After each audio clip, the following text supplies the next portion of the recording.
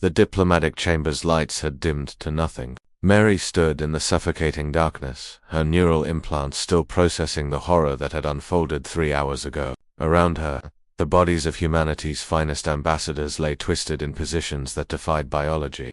The Zeltha had made sure their deaths would serve as art, as they called it. Status report. Alex's voice crackled through her comlink, distorted by the station's failing power grid. All dead, Mary whispered, her combat-hardened voice breaking for the first time in 15 years of service. Ambassador Chen, Director Morrison, even the children from the cultural exchange program. The Zelthor killed them all while reciting poetry about the beauty of ephemeral flesh. Silence stretched between them. Mary knew Alex was aboard the Retribution, humanity's flagship, currently holding position 3 million kilometers from the Galactic Concordat's central nexus. She also knew what he was thinking, because she was thinking it too.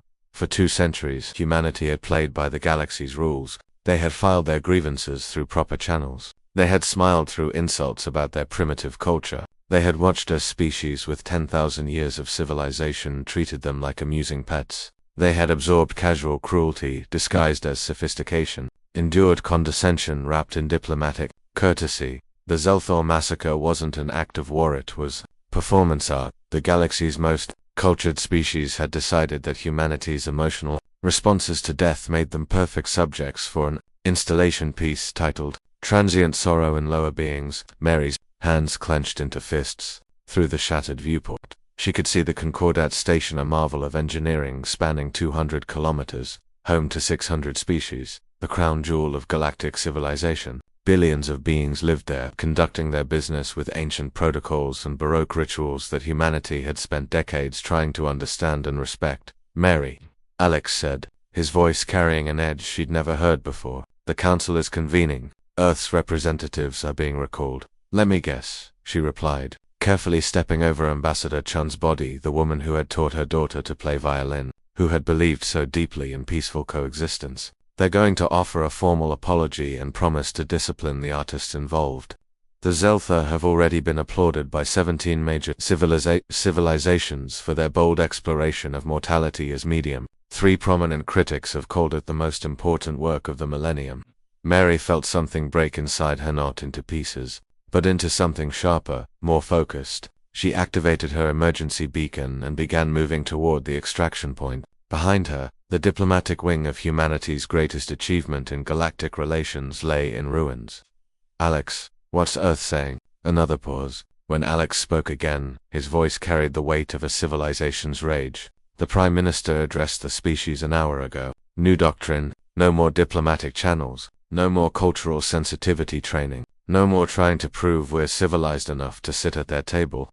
Mary reached the extraction bay, where her assault shuttle waited like a coiled predator. She had painted it matte black against regulations, had modified its weapons systems beyond legal specifications. They'd made her file reports every month explaining why a diplomatic security officer needed military-grade hardware. She'd always told them, because one day the galaxy would show its true face. What's the doctrine called? She asked, though she already knew. Every human in the fleet would know by now. The quantum-entangled communication networks that the cultured species thought were just for administrative purposes had been humming with a very different kind of message.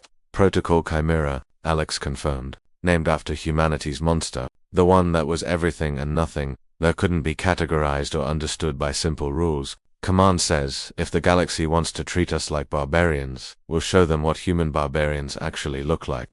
Mary sealed herself into the shuttle and punched the launch sequence. As she shied away from the station, she accessed the classified military channels. What she saw made her smile for the first time since the massacre. Earth hadn't just activated its military, it had activated everything. Every human in explored space, merchants, scientists, tourists, students, all of them was receiving the same quantum-encrypted message. Every human ship, from massive dreadnoughts to personal yachts, was being rerouted. The diaspora was coming home, and they were bringing gifts. They think they know us, Mary said. They think 200 years of diplomacy is who we are. They forgot, Alex replied, that we spent 10,000 years perfecting warfare before we ever reached the stars. They forgot that cooperation isn't our nature, it's our choice, and we're done choosing it.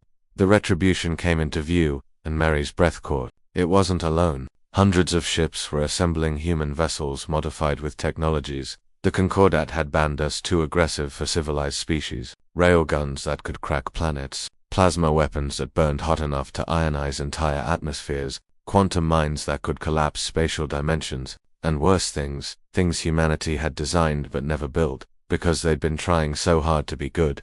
Fleet Admiral Rodriguez is hailing all ships, Alex announced. Orders are, Mary, we're not just retaliating, we're redefining the galactic order.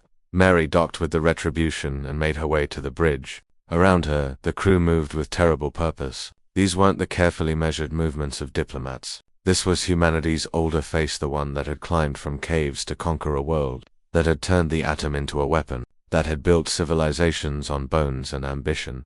Admiral Rodriguez stood at the command podium, her silver hair gleaming under tactical displays. When she spoke, her voice carried across every human vessel in the fleet. The Galactic Concordat has spent millennia congratulating itself on its culture, its sophistication, its evolved nature, she said. They've built a civilization on the idea that violence is primitive, that might must bow to etiquette, that strength must defer to age. They're about to learn that culture isn't evolution, it's a luxury, and humanity just cancelled its subscription. Mary took her position at tactical. Through the viewscreen, the Concordat station glittered like a jewel, beautiful, ancient, and utterly unprepared. All ships, Rodriguez commanded, light them up. As the first human weapons fired, as the galaxy's perfect order began to burn, Mary thought of Ambassador Chen's daughter, who would never play violin again. She thought of the 2 centuries humanity had wasted trying to prove itself worthy of respect from species who saw them as entertainment. The cultured galaxy had wanted a show. Humanity was about to give them one they'd never forget. The age of human diplomacy was over. The age of human honesty had begun.